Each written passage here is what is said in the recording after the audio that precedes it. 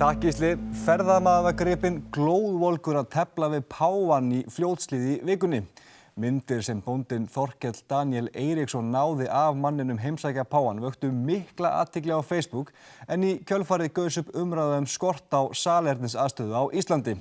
Vissulega þarf að byggja upp betri aðstöðu fyrir ferðamenn á Íslandi sem langt frá því að halda í við fjölgunina en umræðan hins vegar ekki við í þessu tilviki þar sem ferðamaðurinn ákvað að gjalda páfanum skatt rétt hjá skilti sem benti honum á gistiheimili með prýðilegri salernisaðstöðu í 50 metra fjarlægð.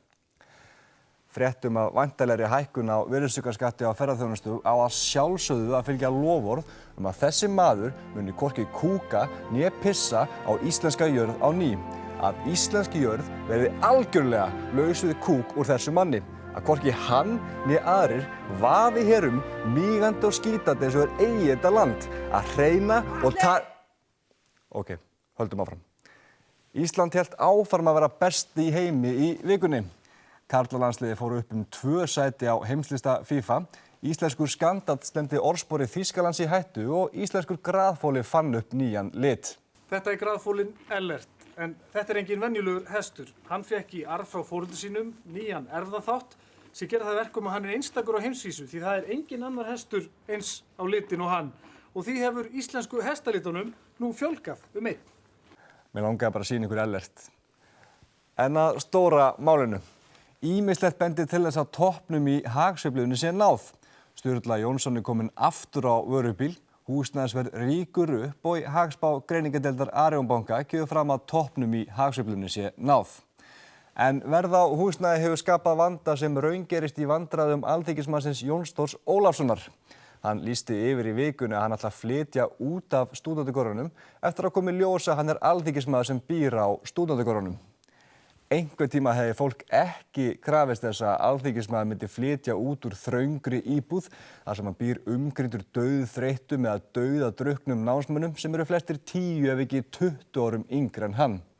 Í dag eru slíkar íbúðir takmörkuð auðlind sem varð til þess að Jón Þór ákvað að hleypa öðrum að, sem reyndar gott því Ásta Píreti þurfti miklu meira á íbúðina að halda.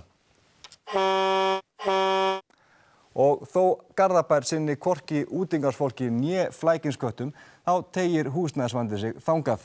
IKEA hefur ákveðið að bregðast við húsnæðisvanda starfsfólksins með því að reisa blokk í Urriðaholti en að búa þar verður einhvern veginn svona. Íbúðin mín var bara eins og IKEA. Ég átti allt. Ég átti Gullholmen, ruggustóla með bananatrefjum út allt. Ég var með Billy-hillur allstar. Ég var með Stockholm-línuna til hela. Hemnes, ég átti Hemnes með glerhurð, Núlmýra, ég með allt.